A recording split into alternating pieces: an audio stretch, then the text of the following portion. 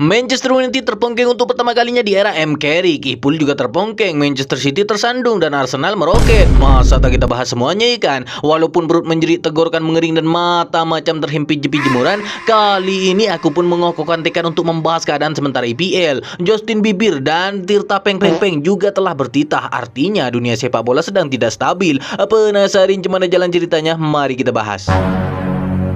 Akhir-akhir ini dunia sepak bola sedang dilanda gejolak yang lebih ganas dari suasana Iran versus Amerika. Masyarakat dunia sedang memerah dikala Manchester United tidak terkalahkan sepanjang dilatih Michael Carrick. Bahkan untuk menghormati hal tersebut, spray kasur bermotif setan merah sudah ditarik dari peredaran karena dianggap posisinya terlalu rendah. Kabarnya pihak Manchester United pun sudah menggantinya dengan produk pelapon PVC bermotif King MU. Hal itu baru dianggap sesuai dengan posisi mereka di tabel klasemen IPL.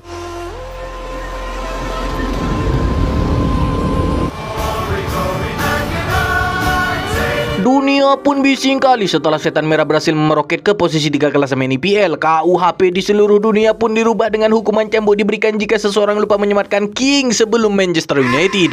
Pundit-pundit seperti Justinus Laksana pun dibikin kesal oleh fans MU yang koar-koar. Apalagi Dr. Tirta yang sudah bertaruh bahwa Liverpool akan finish di atas setan merah. Bahkan kalau sampai Syekh Puji dan kawan-kawan finish di zona UCL, Dr. Tirta siap cukur muhak merah kayak Andi Kapang in love. Sementara itu ada juga pandit klarifikasi si paling A1 dulu meremehkan King MU dan mengatakan akan jalan ke Piting Jakarta Serang jika MU masuk zona UCL. Tapi sekarang katanya sudah direvisi semenjak King MU sudah masuk jajaran klub top IPL versi on the throne. Bisa 4 besar aja.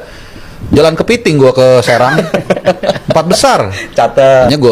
Gue bilang gue kayaknya harus merevisi jalan ke Piting. Tuh udah yang lagi. Udah direvisi benar katanya benar. Tapi tiba-tiba Trent terkalahkan Manchester United selama 7 pertandingan berturut-turut resmi berakhir. Skuad asuhan Michael Carrick menelan kekalahan 1-2 dari Newcastle United dalam laga Liga Premier Inggris yang berlangsung di Stadion James Park pada Kamis 5 Maret 2026 pagi waktu Indonesia bagian Barat. Hasil ini menjadi pukulan telak bagi setan merah, terutama karena gol kemenangan Newcastle United dicetak di menit-menit akhir oleh William Osula saat tim tuan rumah bermain dengan 10 pemain pula. Kali ini aku setuju dengan Justinus Laksana tutup reksona El Binomo yang mengatakan aku ada King di peringkat 3 dan bisa-bisanya King munyuk namun terpongkeng saat jumpa 10 pemain. Itu mah ibaratkan Donald Trump mati di tangan Aldi Taher. Lawan 10 orang pun bisa kalah. Itu emang MU. Oh ya Pange, tolong ya lu bikin video karena lu bilang sampai akhir musim MU nggak akan kalah. Banyak pun orang yang bertanya-tanya, lawan City, Arsenal yang pakai 11 pemain bisa menang, tapi giliran jumpa tim anta berantah dengan 10 pemain kok bisa terpongkeng? Apakah MU sudah balik setelan pabrik? Honeymoon dengan Carrick sudah berakhir ataukah kelemahan mereka memang warna merah? Insiden kartu merah terjadi pada masa tambahan waktu babak pertama ketika gelandang Newcastle United Jacob Ramsey diusir wasit setelah menerima kartu kuning kedua karena dianggap melakukan diving di kotak penalti. Meskipun unggul jumlah pemain sepanjang babak kedua, Manchester United gagal memanfaatkan dominasi permainan mereka menjadi gol. Manajer Michael Carrick melalui situs resmi klub manchesterunited.com menyoroti kegagalan timnya dalam mengkonversi peluang untuk menekankan pentingnya evaluasi mutlak sebelum pertandingan selanjutnya. Tapi menurut kalian, apakah MU akan bertahan di papan atas IPL ataukah akan kembali ke habitatnya sebagai penghuni papan tengah? Aku sih masih yakin kalau mereka bakal terlempar dari zona UCL. Kalau tidak di akhir musim, aku ikut potongan rambut Dr. Tirta. Liverpool nggak lolos Liga Champion ya? Dan MU lolos. Potong muhat cat merah langsung keluar bang. Itu setahun soalnya. Tentu dengan kekalahan Manchester United, 3 orang paling bahagia adalah Dr. Tirta, Justinus Laksana dan Pandit El Kepiting si paling A1. Meski demikian, semua itu belum aman untuk mereka sebab MU masih dengan sangat nyaman berada di posisi 3 klasemen sementara IPL. Barulah di laga selanjutnya mereka harus berebut posisi dengan Aston Villa yang memiliki poin yang sama. Tentu hal tersebut bisa dikategorikan sebagai laga hidup dan mati Manchester United. Tapi tahukah kalian bahwa alasan kekalahan King MU sudah disidatkan dalam sebuah hadis? Kaget. Idza jaa Ramadan futihat abwabul jannah wa ghulliqat abwabun nar wa suffidatis syayatin. Jika bulan Ramadan datang, maka pintu-pintu surga dibuka, pintu-pintu neraka ditutup dan setan-setan dibelenggu.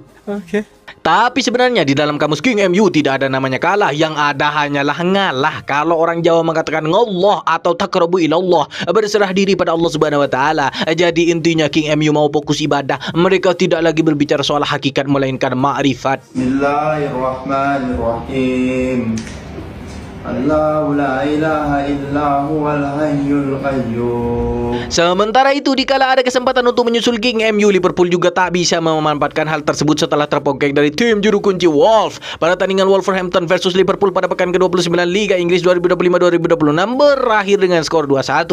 Sempat gagal mencetak gol pada babak pertama, kedua tim justru saling membalas gol pada babak kedua. Wolverhampton memastikan kemenangan lewat 2 gol yang diciptakan oleh Rodrigo Gomez pada menit ke-78 dan Andre tanpa Taulani pada menit ke-90+4. Tapi meskipun yang mencetak gol bukan Andre Taulani, namun Ipul sudah menyajikan komedi sekelas OBJ dan lapor Pak. Dengan kekalahan ini, Ipul masih berada di posisi 5 klasemen sementara dan masih dipantatin King MU. Tentu hal tersebut membuat Dr. Tirta terkena mencret ringan dan bersiap ke barbershop untuk cukur moha dan cat rambut warna merah serta masuk PDIP Perjuangan. Udah capek, nggak menang, dimaki-maki ya. Tapi semua itu tidak ada apa-apanya dibanding tersandungnya Manchester City dalam misi pengejaran Arsenal di puncak klasemen. Pada laga di Etihad Stadium, pasukan Guardiola 2 kali unggul melalui gol Antonin Semenyo dan Rodri. Namun keunggulan itu 2 kali pula disamakan oleh Morgan Gibbs-White dan Elliot Anderson. Kekecewaan City semakin lengkap ketika tembakan Savinho di detik-detik terakhir pertandingan berhasil disapu Murillo tepat di garis gawang. Itu mah 99% harusnya jadi gol. Tapi apa mau dikata, Tuhan sudah berkehendak lain dan akhirnya City harus puas dengan hanya membawa pulang 1 poin saja.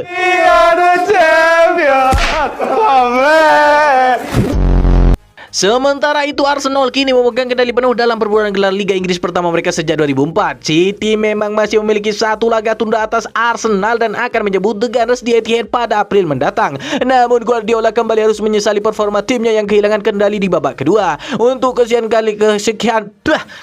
kalinya musim ini, Manchester City kehilangan poin setelah sempat unggul. Total mereka sudah kehilangan 13 poin dari posisi menang sepanjang musim ini. Jadi bisa dibilang Manchester City musim ini memang dalam performa yang sangat buruk. Jadi kalau Sendal masih belum bisa memanfaatkan hal tersebut untuk menjadi juara, memang mereka yang seharusnya pindah profesi dari klub bola jadi departemen pelatihan satpam hansip dan security. Buruan ngentot Ben White tolong. Buruan ngentot Ben White tolong. Buruan ngentot Ben White tolong. Buruan ngentot Ben White tolong. Buruan ngentot Ben White tolong. Ini sih prediksiku ya kan, juara IPL tahun ini tetap Manchester City, posisi runner up Arsenal, 3 Aston Villa dan keempat antara Chelsea atau Liverpool. Munyo bakal terlempar dari zona UCL. Pegang omonganku, kalau tak benar-benar terjadi aku bakal nyanyi Glory Glory Man United selama 30 menit dengan cat rambut warna merah menyala. Tapi terakhir aku punya tebak-tebakan, klub-klub IPL apa yang viral di bulan puasa? Jawabannya adalah Manchester City. Siti Fatimah, Zam-zam di Baitullah, Siti Fatimah ya Allah binti ya Rasulullah. Itu aku John Surex, bye.